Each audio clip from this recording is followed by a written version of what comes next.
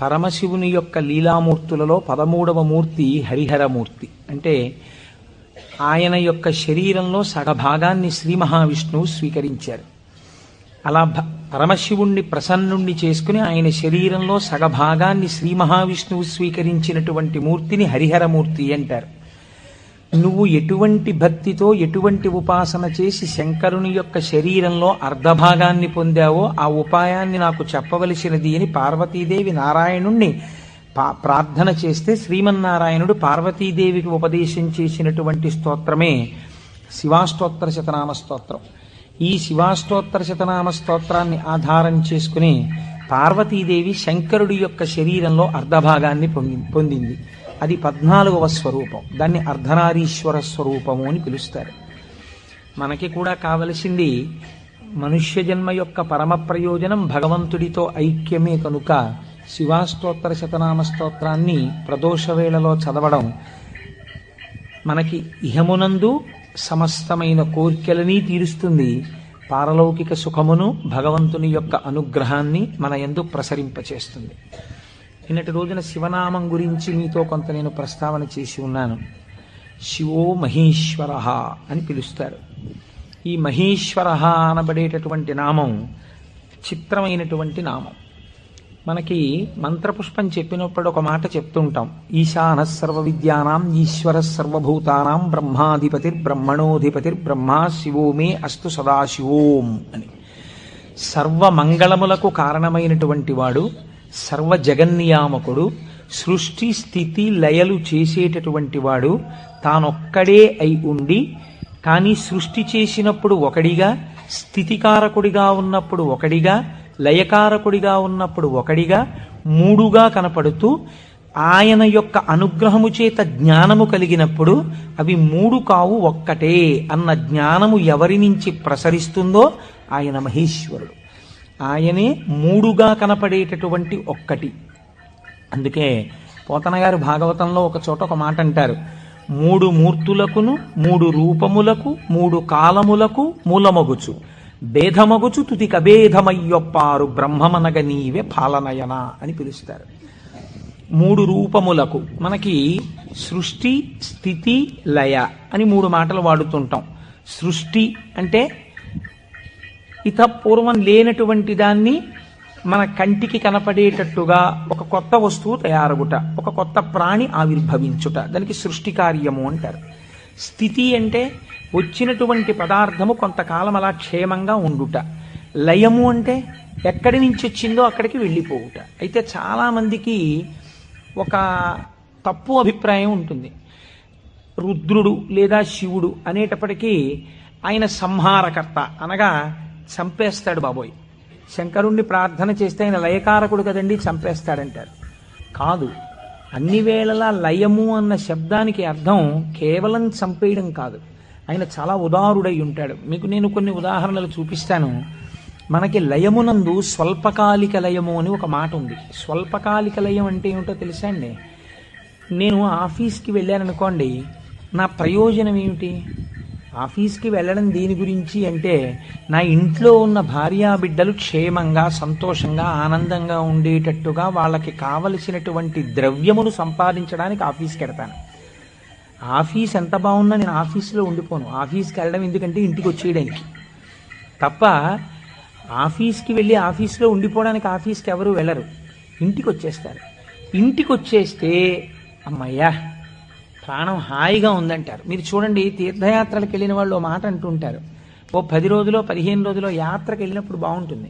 యాత్రకు వెళ్ళి రాగానే మొదట వచ్చే మాట ఏమిటంటే, భార్య భోజనం పెట్టగానే ఇంట్లో చారు అన్నం అయినా ఎంత సుఖంగా ఉందోనే అంటాడు. తన ఇల్లు అనేటప్పటికీ ఒక తృప్తి. అలాగే మీ యొక్క స్వస్వరూపమునందు మీరు నిలబడినప్పుడు సుఖదుఖములనేటటువంటివి లేకుండా పరమ ప్రశాంతమైన స్థితిలో మీరు ఉంటారు. మీ స్థితి అసలు ఏమిటి? ఆనందకరమైనటువంటి స్థితి. మరి దుఃఖం ఎందుకు వస్తుంది? మనస్సు యొక్క సంకల్ప వికల్పముల వలన దుఃఖం వస్తుంది. ఆ మనస్సు సుషుప్తిలో ఆత్మలోకి చేరిపోయింది అనుకోండి, ఏమీ తెలియని స్థితిలో, అది అజ్ఞానం అంటే మనం తెలుసుకోలేం. కానీ మీరు బాగా గాఢ నిద్ర పట్టినప్పుడు ఎలా ఉంది అన్నారనుకోండి, ఎవ్వడూ కూడా ఎంత దుఃఖంగా ఉందోనండి, అంత గాఢ నిద్ర పట్టింది, ఎంత ఏడుపు వచ్చిందో ఆ గాఢ నిద్రలో అన్నవాడు మీకు ప్రపంచంలో ఉండడు. ఎంత హాయిగా నిద్ర పట్టిందో అంటాడు. ఏంటి హాయి? మనస్సు లేకపోవడమే హాయి. మనస్సు ఆత్మలోకి వెళ్ళిపోయింది. అలా వెళ్ళిపోయి ఆత్మగా ఉండిపోతే ఎంత సంతోషమో, ఎంత హాయో, ఎంత ఆనందమో. ఈ బాహ్యమును గురించినటువంటి ఎరుక అంతా ఆగిపోతుంది. ఆగిపోయినప్పుడు గొప్ప ఆనందాన్ని పొందుతాడు. ఇలా ఆనందాన్ని పొందినటువంటి స్వరూపము ఏది ఉన్నదో ఆ ఆనందమే శంకరుడు, ఆ ఆనందమే పరమశివుడు. ఆయన ఈ నిద్ర పోయినప్పుడు దీనిని స్వల్పకాలిక లయము అని పిలుస్తారు. నిద్ర పట్టలేదనుకోండి, అంతకన్నా భయంకరమైన స్థితి ప్రపంచంలో ఇంకోటి ఉండదు, అంతకన్నా దుఃఖం కూడా ఇంకోటి ఉండదు. ఒక్కరోజు రాత్రి 1 గంట వరకు నిద్ర పట్టలేదనుకోండి, పిచ్చెక్కినట్టుంటుంది, ఏం చెయ్యాలో అర్థం కాక. ఏదో అలవాటు ఉన్నవాడైతే పుస్తకం తీసుకాసేపు చదువుకుంటే వేరు మాట అనుకోండి. నిద్ర ఎవరు ఇస్తున్నారు? నిద్రని భగవంతుడు మీరు అర్థించకుండా, మీరు ఏ ప్రయత్నమూ చెయ్యకుండా తిరిగి తిరిగి తిరిగి తిరిగి విషయ సుఖాలలో మీరు మగ్నమై ఇంద్రియములన్నీ అలిసిపోయి మనస్సు అలిసిపోతే ఈ శరీరాన్ని తీసుకెళ్లి ఓ మంచం మీదో, పరుపు మీదో, నేల మీదో, చాప మీదో, బొంత మీదో పడుకోబెట్టేస్తే ఆయన చక్కగా ఇంద్రియాల్లో ఉన్న శక్తినంతటినీ తీసి మనస్సులో పెట్టేస్తాడు. కళ్ళల్లో ఉన్న శక్తి వెనక్కి తీసి మనస్సులో పెడతాడు. కళ్ళు తెరిచి ఉంటాయి కానీ చూడడు. ఒక్కొక్కడు కళ్ళు తెరిచి నిద్రపోతాడు, లేకపోతే సగం తెరిచి నిద్రపోతాడు, కానీ ఏం చూడలేడు. ఎందుకంటే ఆ శక్తి వెనక్కి వెళ్ళిపోయింది. చెవు దగ్గరికి వెళ్ళి మాట్లాడినా వినపడదు. ఎందుచేత? ఆ చెవికి వినపడే శక్తి మనస్సులోకి వెళ్ళిపోయింది. ఇంద్రియాలలో ఉన్న శక్తి మనస్సులోకి, మనస్సు ఆత్మలోకి వెళ్ళిపోతుంది. ఈ గాఢమైనటువంటి సుషుప్తి అనబడేటటువంటి నిద్రలో ఈశ్వరుడు మనకు ఒక గొప్ప ప్రయోజనాన్ని చేకూరుస్తాడు. దీన్నే స్వల్పకాలిక లయము అంటారు. మనం ఛార్జింగ్ లైట్ని కరెంటుతో ఛార్జ్ చేసినట్టు ఈ మనస్సు ఇంద్రియముల యొక్క శక్తి తీసుకొని ఆత్మలోకి వెళ్ళి కూర్చుంటుంది. కూర్చున్నప్పుడు ఈ ఆత్మ మళ్ళీ మనస్సుకి ఇంద్రియములకు కావలసినటువంటి బలాన్ని ఇస్తుంది. తెల్లవారి నిద్ర లేవగానే మనస్సు మేల్కొంటుంది. మేల్కొనడం అంటే ఆత్మ నుంచి విడివడుతుంది. అసలు యథార్థమునకు సృష్టి, స్థితి, లయ అన్నవి ఎక్కడ దర్శనం చేయాలో తెలుసా అండి? మీరు ఇక్కడే దర్శనం చెయ్యాలి. అది మహేశ్వర స్వరూప దర్శనం అవుతుంది. మీకు ఎలా దర్శనం చెయ్యాలి? మీకు నిద్ర లేవగానే మొట్టమొదటి ఆలోచన అయితే వచ్చిందో దానికి మీరు సాక్షిగా ఉన్నారనుకోండి. తెలివి రాగానే నాకు మొదట ఏం ఆలోచన వచ్చింది అంటే ఆలోచన మనస్సు యొక్క స్వరూపం. అది ఏం ఆలోచించిందని మీరు ఆలోచనని పసిగట్టి వేరుగా ఉండడం మీరు ఆత్మగా ఉండడం. ఆత్మగా ఉండి మీరు మొదటి ఆలోచనని చూశారనుకోండి, దాని ఆలోచనల్ని చూడడం మీకు అలవాటు అవుతుంది. ఇది సృష్టి, చతుర్ముఖ బ్రహ్మ దర్శనం. కాబట్టి బ్రహ్మగారికి పూజ లేదు. ఎందుకనంటే ఆ సంకల్ప దర్శనము చేత మాత్రమే మీరు బ్రహ్మదర్శనం చేసేస్తారు. సృష్టి ప్రారంభమైంది అంటే మీ మనస్సు బయటికి వచ్చింది. ఇప్పుడు మీకేం కావాలి? స్థితి కావాలి. స్థితి అంటే నిర్వహణ శక్తి కావాలి. కొన్ని సంకల్పములను మనస్సు చేస్తుంది, వీటిని విడగొట్టగలిగిన ప్రజ్ఞ కావాలి. అది వ్యగ్రతతో ఇవాళ ఈ పని చేయి అంటుంది, నేను చేయను.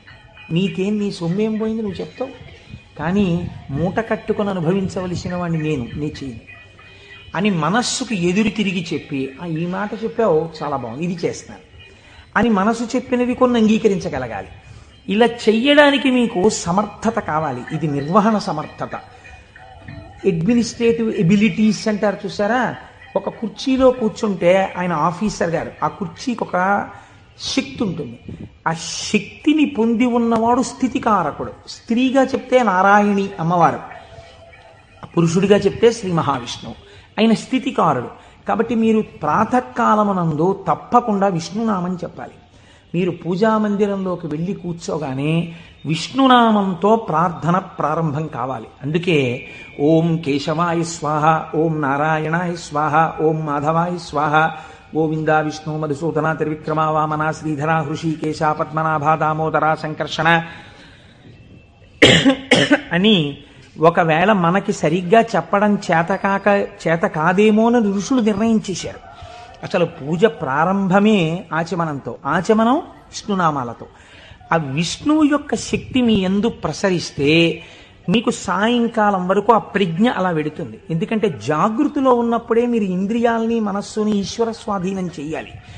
దీనికి కావలసిన ప్రజ్ఞ, మీ ఆలోచనల్ని చక్కదిద్దుకోగలిగిన ప్రజ్ఞ మీ యందు ప్రసరిస్తుంది. కాబట్టి విష్ణు పూజతో రోజు ప్రారంభం కావాలి, విష్ణునామంతో ప్రారంభం కావాలి.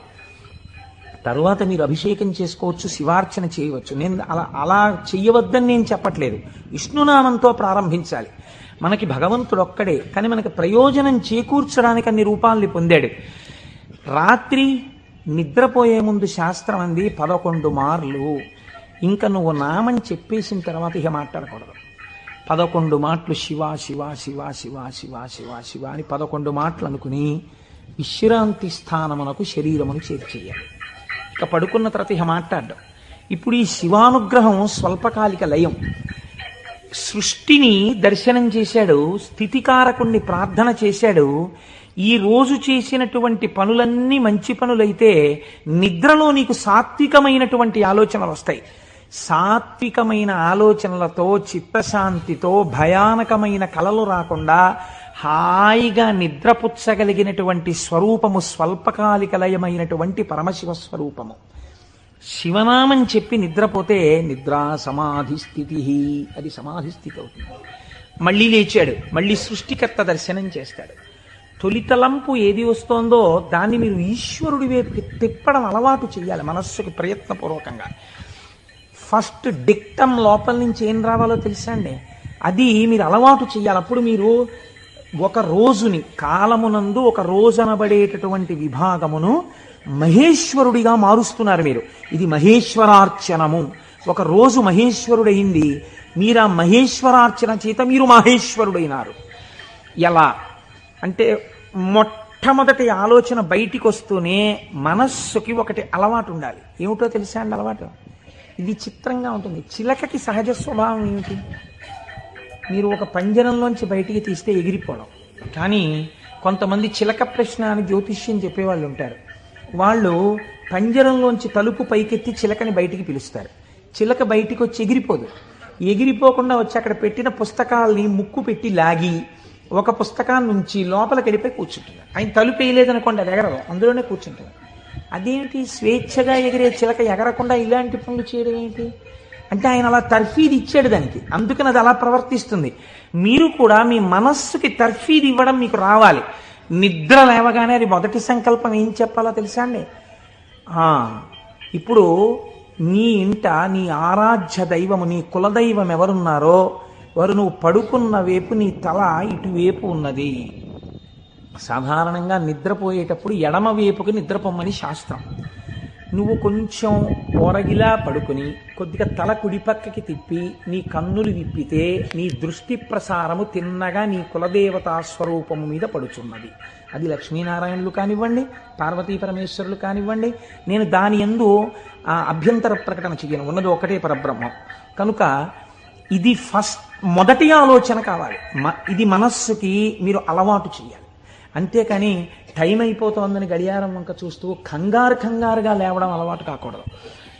మీ తల తిప్పి మీ కళ్ళు విప్పితే మీ మొట్టమొదటి దృష్టి ఇలా చెదురుతూ బాగా నిద్రపోయినటువంటి కనులలోంచి జరిగిన మొదటి కిరణ ప్రసారము పరమేశ్వర మూర్తి మీద పడడము చేత పరావర్తనము చెంది ఆ పార్వతీ పరమేశ్వర లేక లక్ష్మీనారాయణ దర్శనము ఇక్కడ జరిగి ఈ కంటితో చూసి లేచిన తర్వాత కాలు పెట్టే ముందు మనస్సు మళ్ళీ సముద్రవసనే దేవి పర్వత స్తనమండలే అని ఒక శ్లోకం చెప్పి కిందకి దిగగానే, గురువుగారు మీరు నాకు ఉపదేశం చేశారు, మీరు చెప్పిన బుద్ధితో ఈనాటి నా రోజు గడుచుగాక అని నేల మీద పడి గురువుగారి పాదాల్ని ఒక్కసారి మనస్సులో ధ్యానం చేసి వారి పాదాలకి శిరస్సు తాటించి పైకి లేవడం.